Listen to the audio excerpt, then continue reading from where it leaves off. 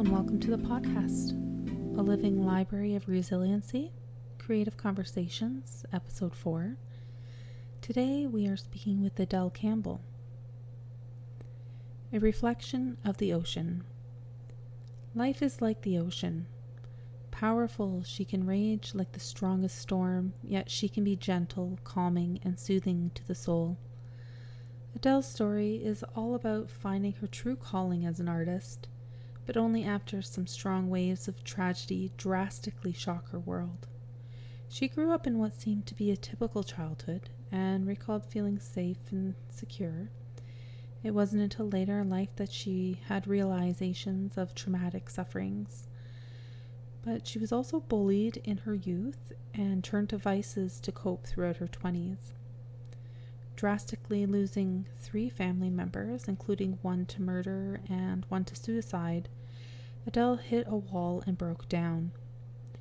Find out how she picked herself back up and carries herself and lives to the fullest in honor of them. Adele shares how she found that light through the grief and sadness, and how she emerged as a beautiful micro butterfly artist. So, a little bit more about Adele. She's always been curious and creative. She can remember writing poetry, quilting, doing needlework, and playing musical instruments in her youth. She was inspired and encouraged to paint by her mother, who had a few of her own pieces hung around the house. As she grew, her curiosity took her across the country, where she always found herself wandering through museums, admiring the artists and the creatives of the world. She had no idea that she was an artist until she took a trip to Europe, particularly when she visited Paris, where she was inspired to create, just like the geniuses of Van Gogh and Monet. When she arrived home, she had the urge to paint, and this is when she produced her very first masterpiece, Heavenly Paris. From that moment forward, she dabbled here and there, but it was not until she decided that she would no longer live in the corporate world, and she needed to follow her heart and take this talent seriously. And now she focuses solely on creating. Guided by her deep love and innate connection with nature, animals, and the forest, Adele works with acrylic medium to capture nature's beauty by creating magical abstract, still life, and beautiful micro butterfly pieces.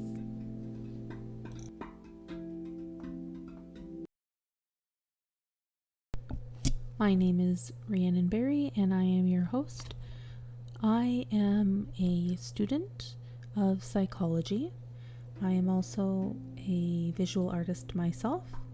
I have a strong interest in learning about others and also developing programming and activities to help people bring more art and wellness into their lives. My co-host again today, I do have a special co-host, Steve Wilson, and Steve Wilson is a visual artist and a gallery owner. His gallery, Steve Wilson's studio and gallery, is located on Queen Street in Niagara Falls, Ontario.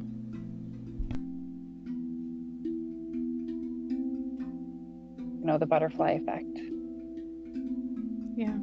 And like you make choices in your life, and immediately, depending on what choice you make, there could be, it could change your life completely. Very true. Is that your main focus right now and subject matter is butterfly? It is, yes. Okay, because I've seen you've done other works in the past too. I have, yes. Yeah. Do you want to tell us a little bit about maybe your process and how long it takes you to complete a butterfly painting? Sure. So I usually paint from a reference, and I have connected with a few photographers that I used their images specifically. And I start just by, making the base, the drawing, and kind of just figuring out where the lines are going to be. And from there, I start with a bunch of base colors and a little bit of light and dark. And then from there, I just try to capture as closely as I can the vividness of the color that's in the butterfly wing. And from there, the smaller details get added with little tiny brush strokes or little strokes of the palette knife. So you just take an image, a portion of the butterfly, just a little section, and reproduce that, right? That's right. Have Yeah. you ever done the full butterfly or just? Yes, I have. I have done a few full butterflies, Mhm.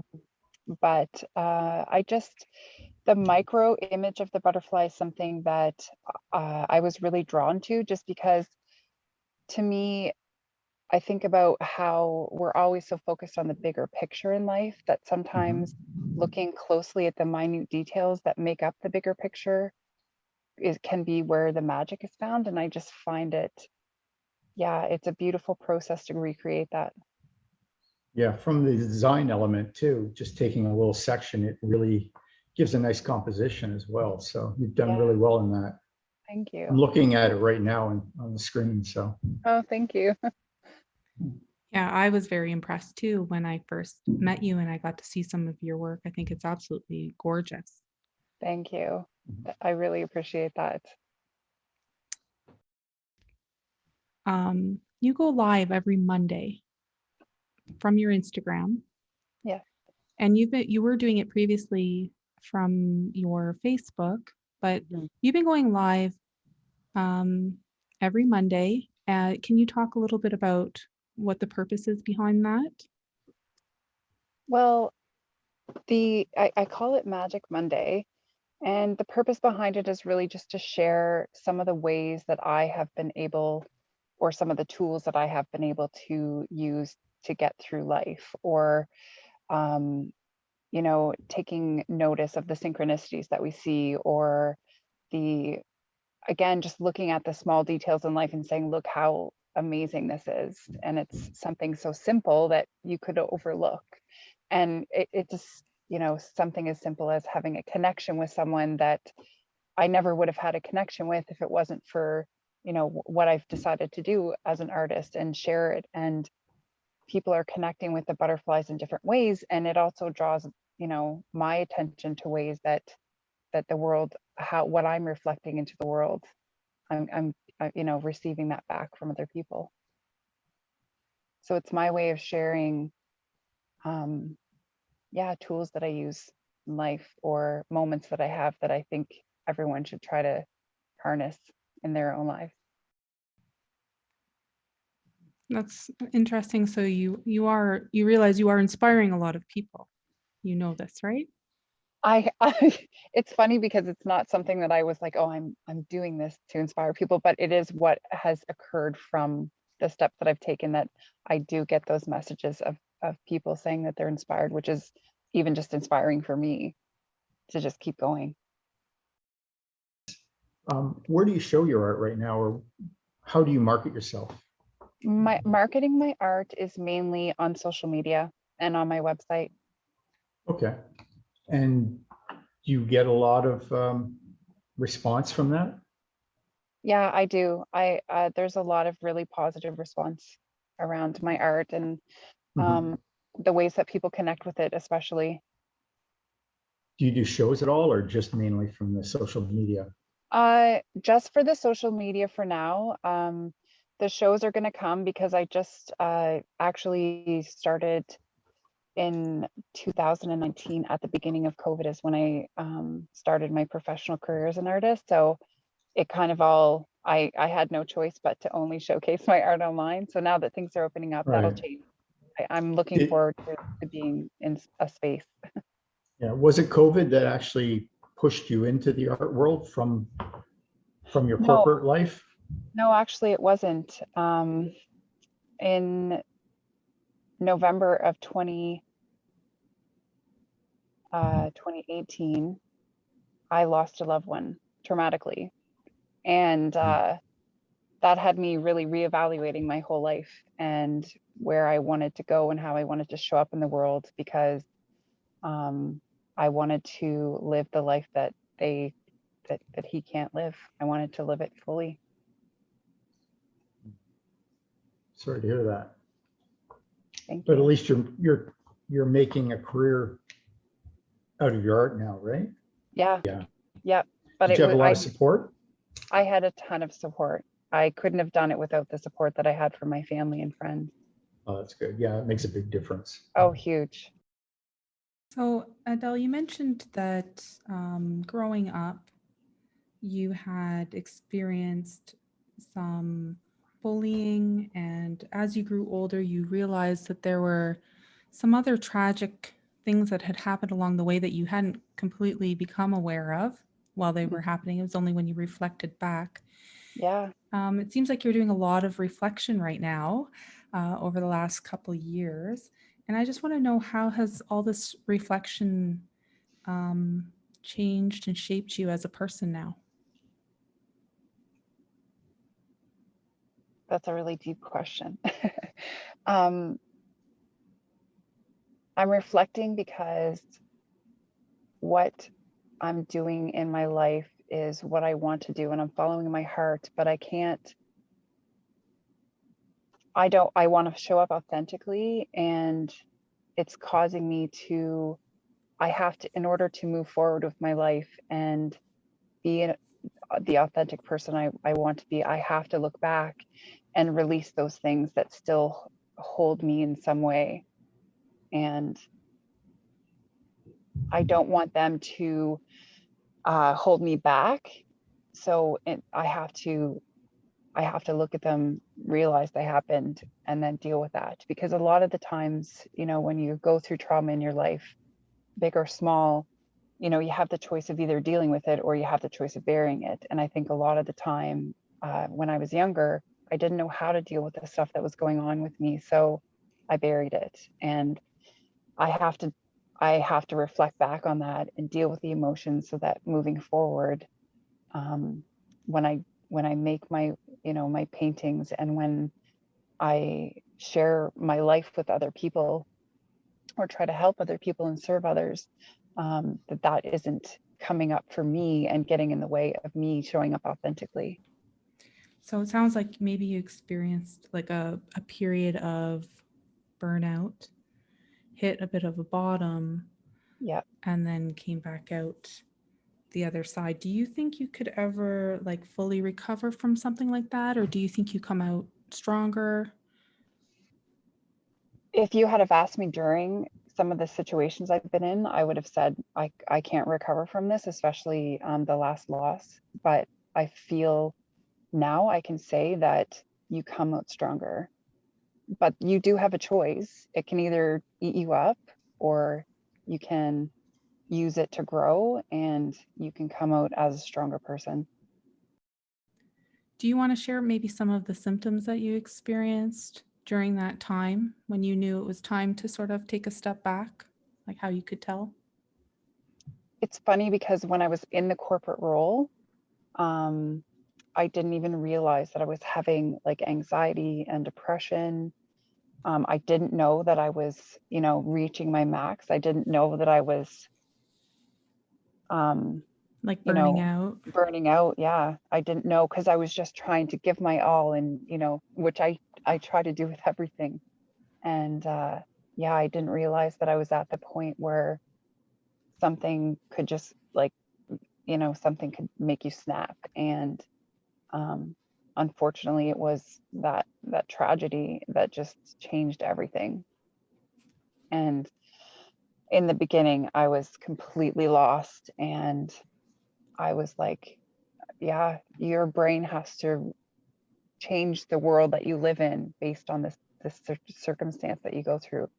And it really changed everything. It sounds like the people who you lost were very important to you. Yeah, Big very. pieces of your life. Yes. Do you want to talk a little bit about your cousin? What Sure. he meant Well, to you? yeah, I mean, I grew up with him from a baby. He was brought into our home. My aunt was a single mom with two young boys, and my mom babysat them while she worked, because my mom was a stay-at-home mom. And so I grew up with him you know, it wasn't until I think he was 7 or 8 that he, you know, we didn't have him every single day. So he was more like a brother than he was a cousin. So it was a really significant loss in my life. And it was, you know, unexpected and tragic. So it really rocked my world. Yeah. Well, I'm happy to see you doing everything you can in a positive way with his memory, whether it's painting the butterflies or the magic Mondays. Yep. And like I said, I think your art is very inspiring to a lot Thank of you. people. Thank you. Were the butterflies a direct response to your tragedy that you've had, or is that something you've always painted? No, it's definitely not something I always painted. It actually is, I do the butterflies in my self-reflection. I realized that we all have this innate connection with nature that most of us are disconnected from.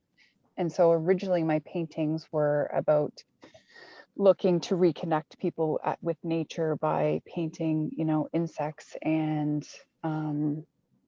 creatures like animals. And I you know, I turned to the butterfly because of, again, all of those, you know, the transformation and the butterfly effect.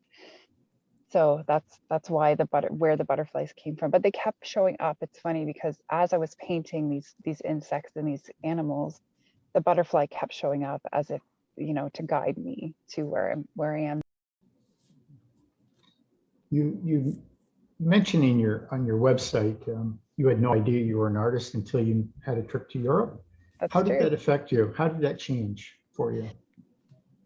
It was just to see the works, so many, like I could spend years in Paris, but it wasn't just the artwork. It was, well, artwork in a way, but it was the buildings, the architecture, but yeah, the paintings, the ones that were like as giant as, you know, your living room wall and hanging in the Louvre, and they looked real. I was like, how do they do that? And so I was inspired to try to recreate like life, because, you know, I just was like, they're capturing moments that we never ever probably would have seen if they hadn't painted it. And When was that? that was in 2016. I went to Europe. Okay. And so that's when I kind of started painting. And in 2017 is when I really started using painting as a tool for healing. But before that, I was just kind of messing around and trying. And that's when I did the juicy fruit, where I tried to get the grapefruit and the kiwi to look as realistic as possible. Mhm. Have you always had a love for art though, or I because have always, obviously, yeah, for sure. My mom was an artist actually. And okay. so I had done a Bob Ross painting with her, and I had done paintings here and there, always was a doodler, a poet, you know, when I was really young. And so those kind of things just have always been there. Creativity has always been like in my blood, knitting, crocheting. But I came to painting after that trip because I was just like, I need to try to do that. Do you have a particular type of music you listen to in your painting, or is it just vary depending on your mood? It varies depending on my mood. Most of the time I'm listening to usually jazz or classical, or just like calming music with no words, like just piano or, Okay. yeah, instrumental. And do you have a favorite artist? Do I have? Yes, I do actually. Caroline Bernadette. Hmm. It's not I know you Bernadette. mentioned her to me before. Yeah, I did. Not Bernadette. It's Bernay. It's Yeah, Caroline Bernay, not you Bernadette. did that last time too. I did, yeah. Yeah. Yeah, she is an American painter who lived in Paris, and she painted Paris, and her work is really amazing. She's not really that well known, but I just love the composition of her art and how she captured Paris. And so Paris is always, for whatever reason, I have this connection with Paris. And so I just happened to receive one of her paintings a long time ago, and I still have it, and I love it. What role does the artist play in society today?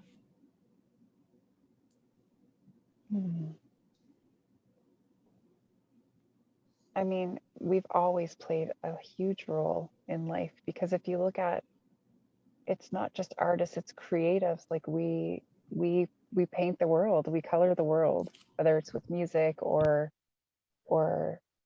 art.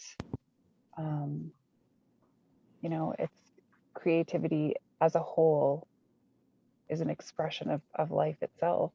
And as artists specifically, we're capturing a moment in time or a glimmer in time or an emotion that we're going through, and it is the backbone of life, really. Did I hear you and Rhiannon are working on some wellness retreat or some Yes, type of, yeah, is that coming up soon or Yeah, It or do you not want to talk about it? oh no, well, we do. it's just Oh. that COVID restrictions are keeping it from going ahead. Okay, so So it's we're all fleshed waiting. out. Yeah, we're just waiting for head count so that we know which of the venues we've sort of scouted for it will work. Okay, and is it a one day or a weekend? It's a Um, one day, and then we're looking at expanding into a weekend. Okay. yeah, so it's called Shedding Your COVID Cocoon, and it's exactly what it sounds like. So it's a variety of art-based therapeutic activities and programs and self-care plans and group sharing activities and music and painting and journaling and lots of a nice flow of just getting away from the everyday routine and shaking it up a little bit. And we do encourage a lot of self-reflection. Mm. Yeah. And then you will leave with a plan too. Yeah. And some artwork. That's always good. So, Adele, what are some of the other jobs that you've done? Oh. So the job I just left was a manager.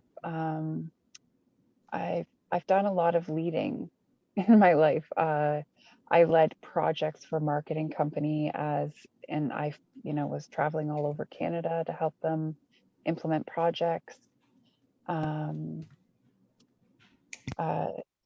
outside of jobs too, like I really I get from my parents and from my grandparents giving back.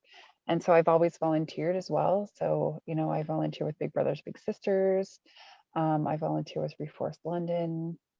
I volunteered when I was younger as a Sunday school teacher. So it's always been in a serving role in some way.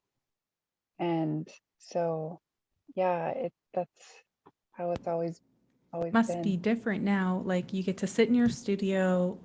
Like how many hours do you put into one of these butterfly paintings?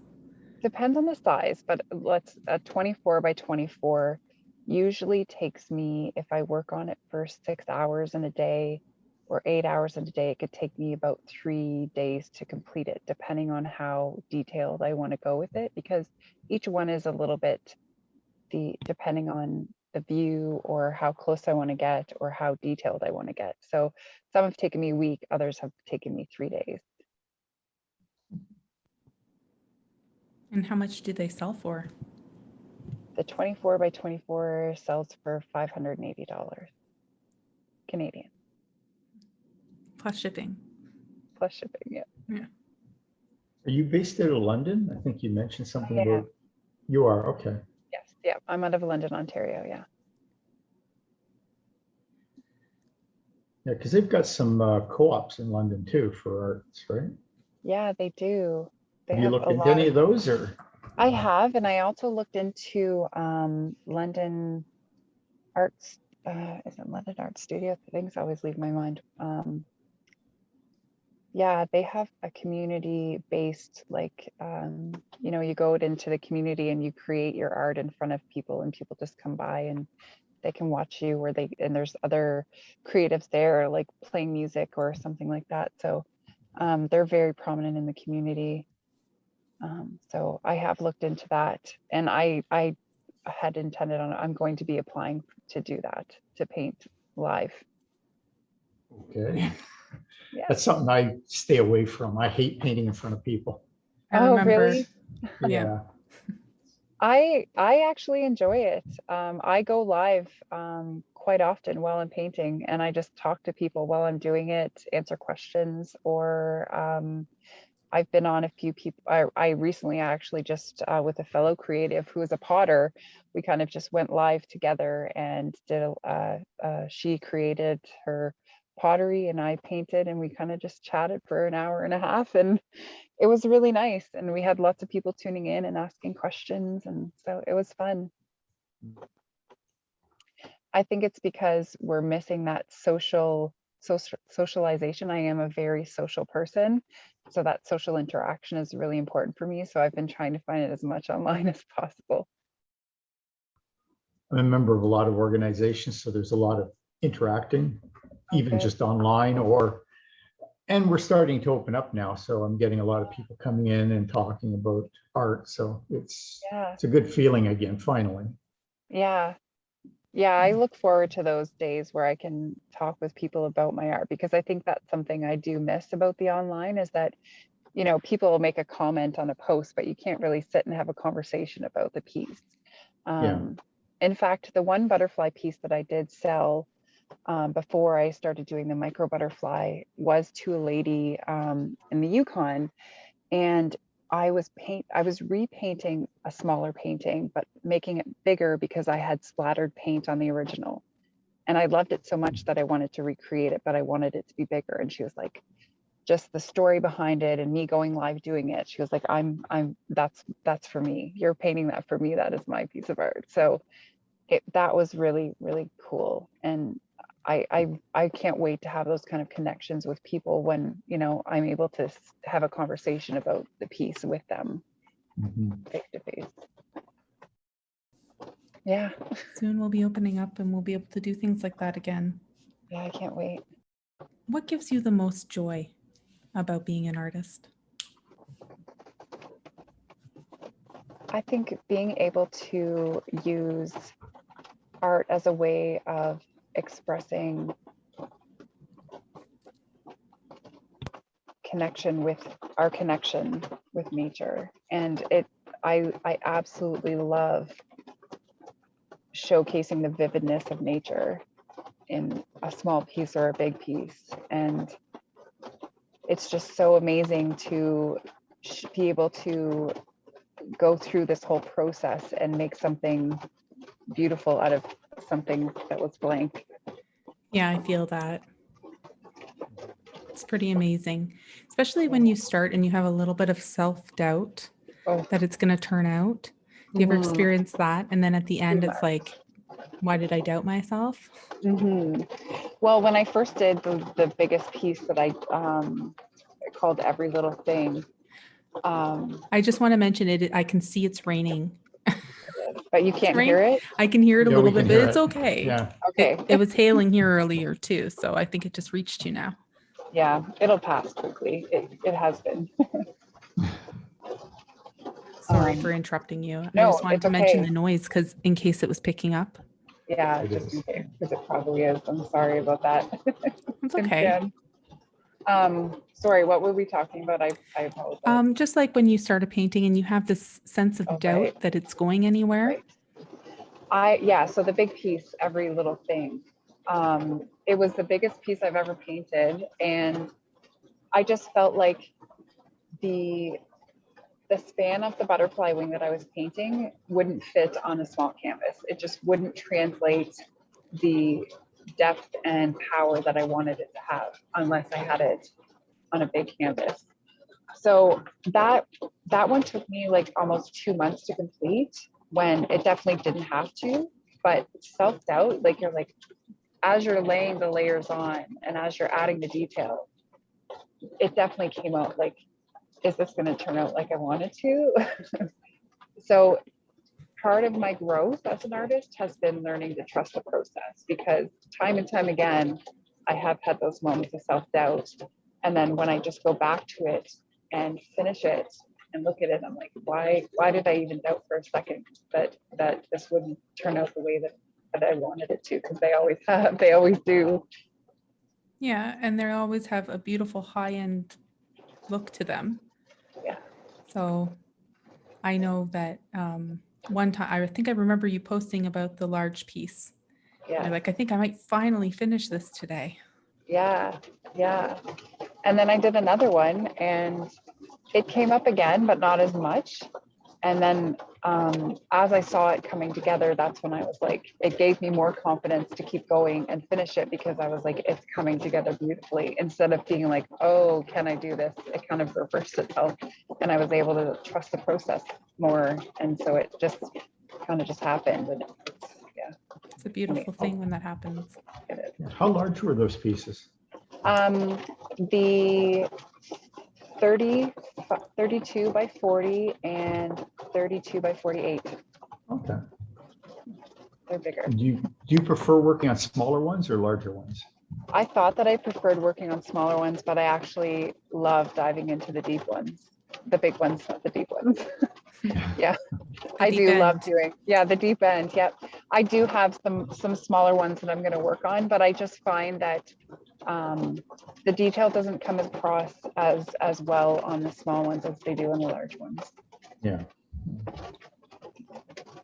And right now, the butterfly wings are your only focus, or are you planning ahead on other topics? Or I'm definitely planning ahead for sure. I have really? lots of little ideas have been coming to me about what I'll be painting next. But I'm not done with the butterfly. I have quite a few actually that I want to complete, and so 2 more large ones I already have the canvas for. I already know what's going on them. I just have to have the time to get down in my studio and make it happen. So yeah, I have 2 more, and then a few after that, and I'll be I might work on something here and there, because I do oftentimes when I start the larger ones, I'll in the middle of the larger one, if I'm frustrated with it or whatever, I'll just start a new painting, like most of the time we do as artists. Yeah. Start something in the middle of something else. Yeah. I've usually got about 3 on the go myself. Yeah. So. Yeah, me too. I don't know. I have a lot of unfinished ones. Me too. Have you ever seen anybody doing something similar to what you were doing with the micro butterfly wings? I have. There's a lady, and I'm sorry, I can't recall her name, but she's a Dutch artist. And she does, I have seen that she no longer does them, but she had done some micro butterfly wings, but they were just a little bit different, where they didn't have the details. They were just kind of the color and some of the texture, but not really the detail. Okay, so you're pretty unique in what you do then. Yeah, I think it's very unique, which is amazing. I think that's so incredible.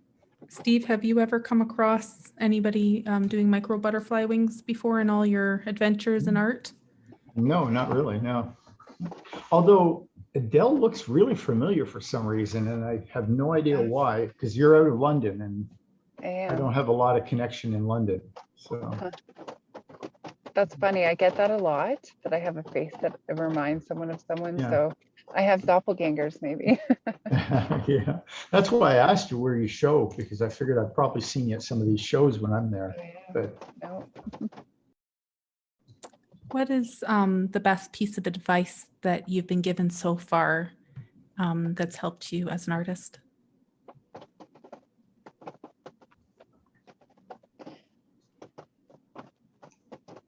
I've been given a lot of really good advice. Anything lately? Yeah, I think I think the hardest part as an artist, especially when you're just starting out,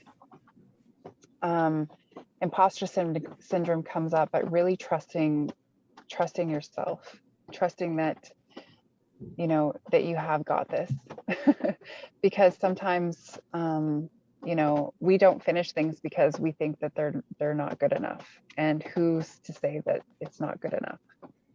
And I think the best advice that I've received is just trust that you're doing, you know, you're doing you, and trust yourself enough to just keep working at whatever it is that you have going on. I think a lot of the times I haven't trusted myself, and things don't turn out the way that I want them to. But when I trust myself, they always do. Yeah, I've been there. I find like when I just sit down and I don't have a plan, that's when the best stuff comes out. Yeah.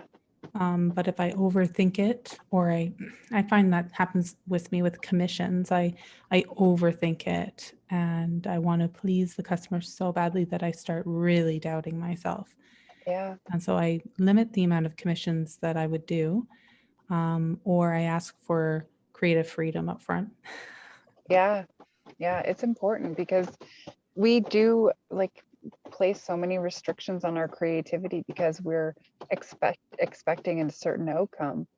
And, you know, that's why I say trusting yourself, because sometimes you'll botch a painting and you'll be like, what the heck? And it's because you're thinking too much about it and you're not trusting yourself enough. Yeah, there's nothing wrong with screwing something up. I've done it so many times, and I put so many hours, weeks, even a month into pieces, and then it just falls flat.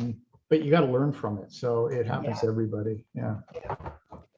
Adele, do you do commission work? I do. Yes, I do commission work. I am open for commissions.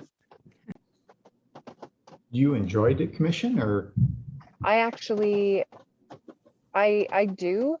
I just, you know, it's when someone comes to you for a commission, you know, it really is based depending on what they're asking for, because that's one thing I won't do a commission that's out of my own style.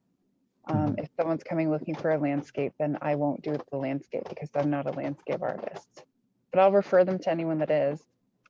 I try to stay away from it. Do you? I do, yeah. I don't know.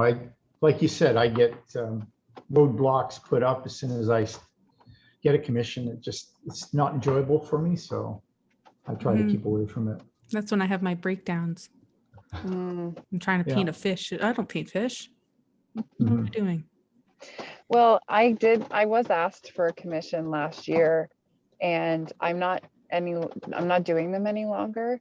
And what I was doing before was like a flower bomb, and it was just a flower with lots of colors and with a palette knife. And if I was asked to do that commission again, at this point I would probably not do it. Not worth the stress, eh? The wear and tear on the body and the brain. Yeah. So your commissions would be more micro butterflies, but of specific species? Yeah, if someone's looking for a specific species or a specific color. The other thing is moths are very similar. Obviously, their wings are very similar. I haven't painted any moths, but if someone was interested in something like that, then I would definitely do some research and see if I can make it happen. But I would focus solely on doing a micro butterfly because I just had a few ladies talk to me about the connection that they have with butterflies, and that a certain butterfly represents spirit to them, and that it's a certain color. And so if I, you know, if they wanted me to create something for them as a memory, I would do that. How do you know when one of your artworks are finished?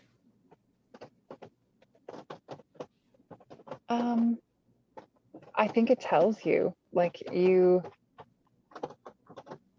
I have had moments where, oh, I want to go back and do that. And it's just like, no, I can't. If I do anything else, you're either going to do too much or you're going to ruin it. You just kind of, it's annoying. I think the piece kind of speaks to you, like, it kind of just says, this is it. And I get that feeling like I need to sign this. That's how I know when I have that feeling of I need to sign this. That's when I'm finished. I don't work on anything after I put my signature on it. I sometimes go back. I'll admit it. Yeah. Sometimes. I've done it too, yeah. Or like after you've sealed it and you want to like. Yep, I paint over that. I don't allow myself to. I don't know why. I think I did once and I ruined it. I think that's why I did it once and I just was like, oh no, I wrecked this whole thing. So I think I haven't allowed myself to do that again. No, I'll notice something that's completely wrong in a painting and I'll have to go back and change it. But I won't notice it while I'm painting it at all, just after the fact. Yeah. So do you ever get a painter's block where you just don't have anything to do at the moment, or do you always have enough subject matter to keep you going? I have tons of subject matter, but no, I do have those moments where I have a piece right now that I'm working on. I started it probably a month ago and it's only 24 by 24.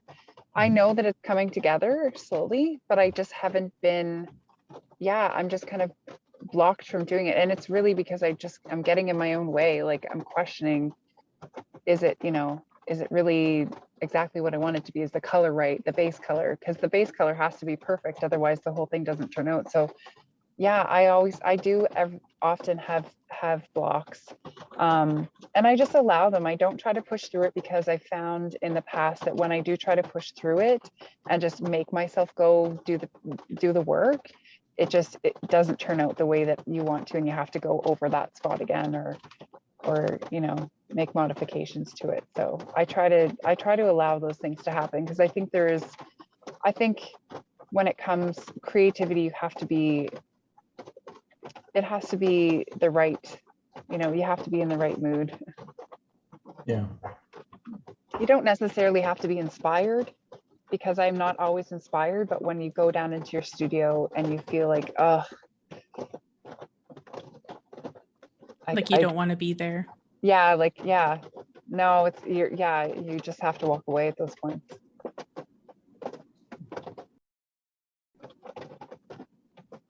What was your first reaction to your own completed micro butterfly work?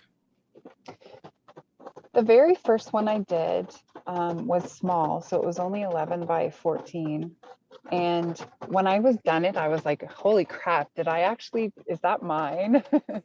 And because at the time I had kept my phone next to the painting, which I don't really do that much anymore. And I hadn't really taken progression shots. I just took a one and done kind of thing. And so when that first one was like, wow, and it made me want to create more. And so I did 3 others after that and started another one that I've never completed. That's 11 by 14. But when I first saw that, and even now I'm like, did I do that? Like, did I create that? What was your very first painting you ever did, and do you still have it? I don't still have it. I sold it, and it was the Eiffel Tower. Oh, so okay. It was a very looking up into the sky with the Milky Way behind it, while it was sparkling. Wow. Yeah, and I was, it's funny because I was like, am I going to sell this? And I was like, no, I'm not selling it. I'm keeping it for myself. But then I was like, no, I want to sell it. So I sold it. That's an interesting feeling, right? The first one that sells. Yeah. Oh, yeah. Steve, do you remember your first one that sold? Me? Yeah. Not really. No. Oh my. I know. Well, we're talking eons ago anyway. So I remember the first show I did, I thought, this is going to be easy selling artwork, and nothing sold. And that's when reality set in for being an artist, it's not as easy as you think it's going to be. So. No, that's for sure. Do you have a calendar that you keep or a schedule that you keep as a professional artist to ensure that you're creating merchandise or I do. artwork? Yeah. I do, yeah. Because a lot of my marketing is on social, I do a lot, I'm marketing more than I'm painting sometimes. But my best work is in the morning. So every morning I go down to my studio and I allow myself 5 or 6 hours if needed. And sometimes I don't paint, but I usually paint every single day between 9 and 2. Do you find any particular type of marketing works better for you?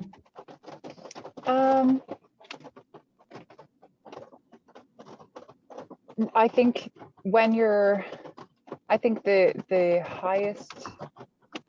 best marketing is talking about the work, is sitting with the piece and telling people why you created it. That's the best way to market is to show your viewers why you're painting this. Or I think them watching you paint it live is also really good for marketing, because people want to see the process, because they, what I don't understand, and still I forget sometimes, is that people are amazed by what we do. They're amazed that we can take this completely blank canvas and turn it into this incredible painting like the one behind you.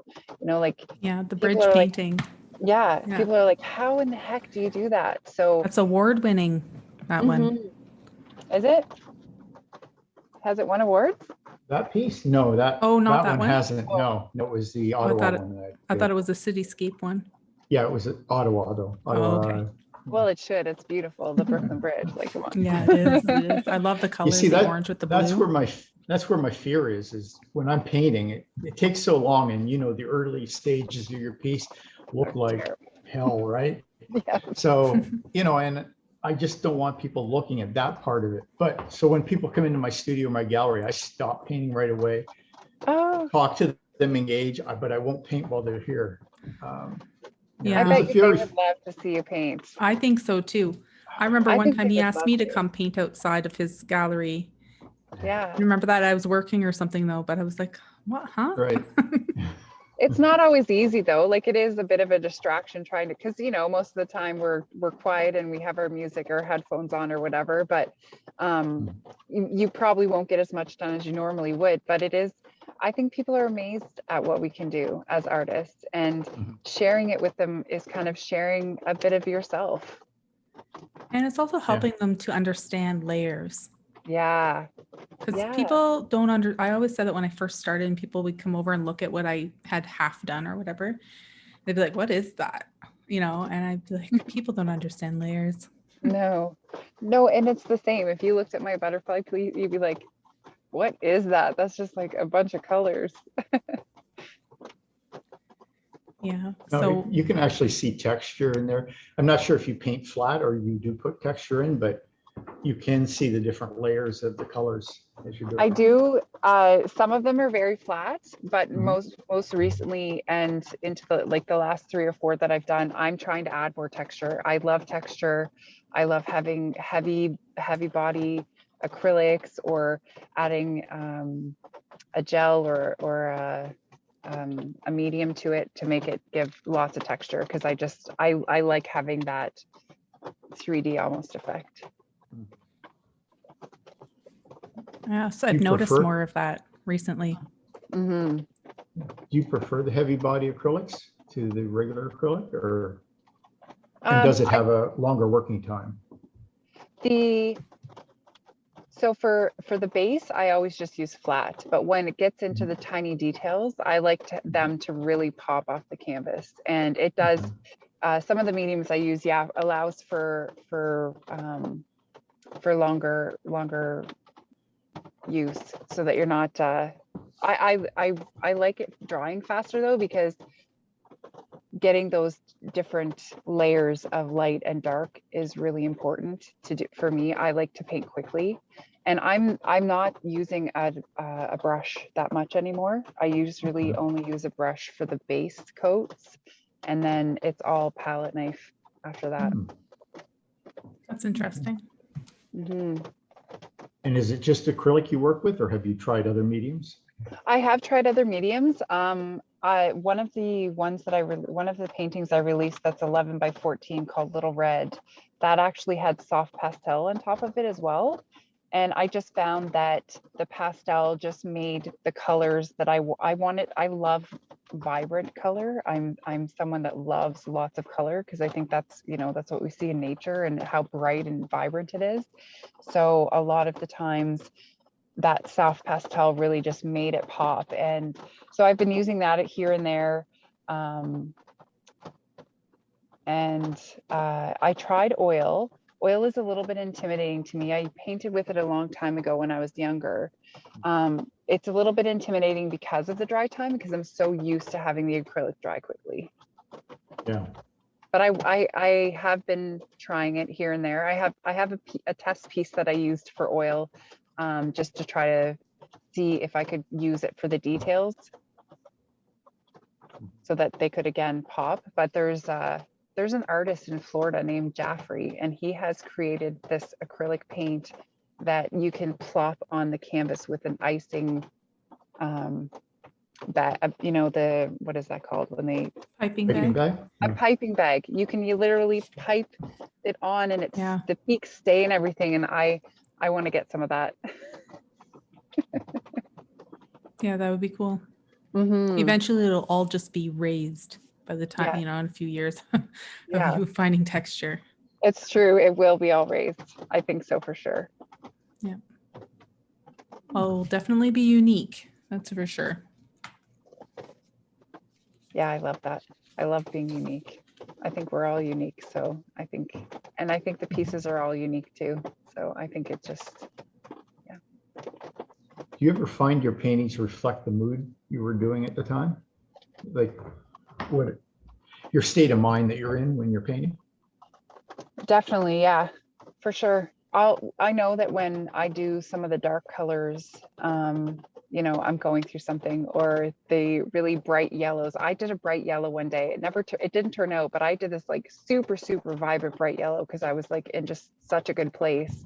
But it does. And even when I'm working on a bigger piece, I'll notice in my painting when I choose to do the darks today, or I choose to do the light. So it definitely does. It does sway with the mood, definitely. Do you have a mentor or a coach of some sort? Because I know you started professionally about a year and a half ago. Yeah. Did you get a mentor or somebody to help guide you into the art world? I did. It's actually a pair of women.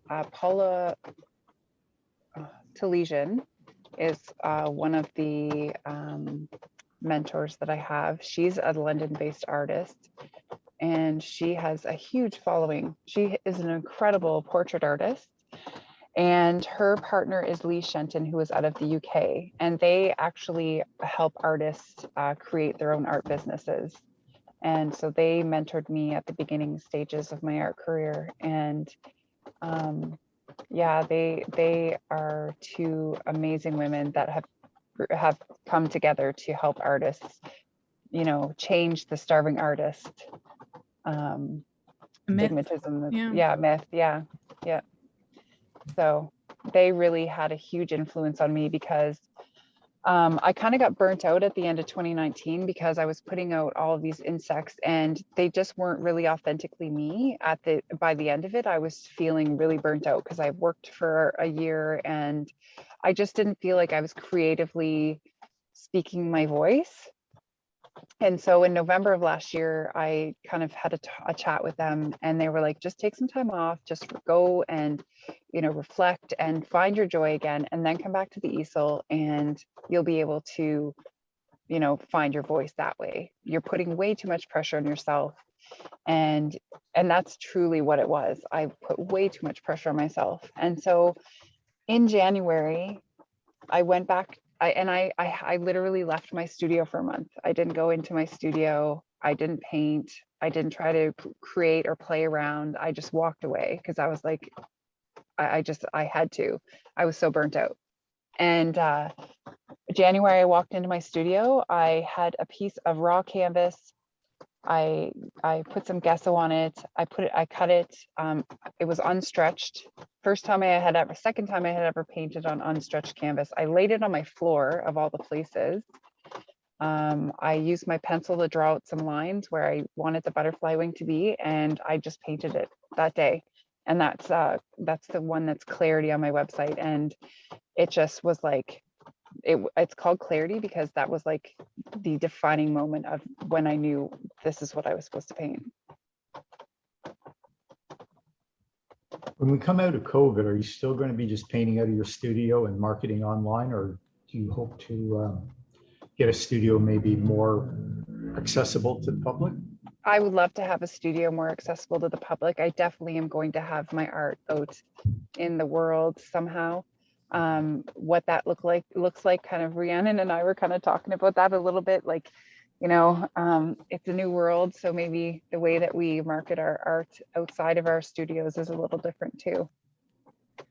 Yeah, the regular way of, like you touched on it, Steve, like that, the fairs, right? Standing there, maybe something sells, maybe something doesn't sell, and it's just like there's got to be a better way. And there's also got to be a better way than just getting, 50 likes on Instagram, but no sale. Yeah. So if anybody's out there that's listening and has the answer, please email us and let us know. But yeah, so it's like the in-person piece. I feel there's something there, but maybe done a little bit differently. More interactive maybe.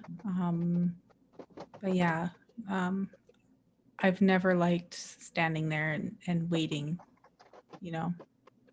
Well, those type of shows, you get to communicate with other artists, Yeah, other that's art true. enthusiasts. So it's kind of nice, even if you don't sell anything, you can make connections. But again, you sort of stand there, you feel like you're just wasting Yeah, you could be painting. studio, which is, so there's the good and the bad. I'm sort of happy I've got a studio downtown Niagara Falls where people can come in. I can still work here, but it doesn't free me up to get out to the shows either. And I'm hearing from a lot of artists that they want those shows back. They want to get back out there and sell be what with they've the made. public. Yeah. I mean, they have their place for sure. It's just we were brainstorming earlier of different ways and variations that we could come up with. And it was an interesting sort of exercise in thinking outside the box. So how many pieces do you have sitting around at home right now waiting to find buyers for? Too many. Well, we all, Yeah, we all have too many. They're all on your website though, right? Yeah, they are all on my website. website. Yeah, I have about 20. Okay. Yeah. I got you beat. Yeah. Good. Steve does a whole show. Yeah, no, that's not good. They need homes. Yeah, right. They do need homes. Yeah, they do. Do you have any plans coming up, Steve, to do to get people in the gallery and entice them to purchase art? I got a grant from Digital Main Street, and I'm hired a social media person, and he's been plugging away at, trying to get my name out there more. So basically that's it. I'm just waiting for the borders to open. Not that I'm in a hurry for that, but as soon as they open, then we're going to start getting the traffic down here again. But until then. Well, if I can give you one piece of advice, go live and paint. Your audience would frigging love that. They would. They want to know the magic. Maybe start with a sculpture, because he does some amazing sculpture work as well. Yeah, I saw it on his website. Yeah, so maybe start with a sculpture. Do something that you feel comfortable with, but it's good. It's terrifying, to be honest. I still quiver going live, but the response that you get from that is that people are just amazed and they love it and they want to see more of it. which is what you want. You want them interacting with you. Oh, yeah, yeah. See, these are all out of the box ideas, Steve. Yeah. So maybe In I'll, my comfort zone too. yeah, out of your Well, comfort zone. you know, the best things happen when you're outside of your comfort zone. Yeah. That's where the growth happens. Yep. Yeah. So I do have one more question for you. Steve, do you have any more questions for Adele before I ask this? No, go ahead. Okay. So Adele, I was wondering, what kind of advice would you give your younger self? Oh my God. I would have a really long conversation with her. So one of the things that I would have told my younger self is follow your heart.